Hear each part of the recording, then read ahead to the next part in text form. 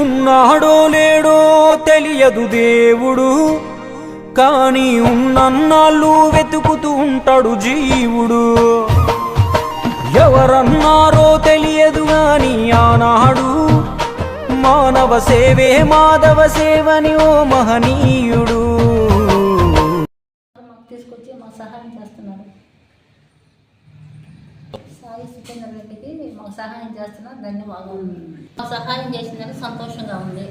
మాకు సురేంద్ర మాకు సహాయం ఇచ్చిందానికి సహాయం చేస్తున్నారు, ధన్యవాదాలు. నాకు కాళ్ళు నొప్పులు, అసలు నేను నడవలేకుండాను.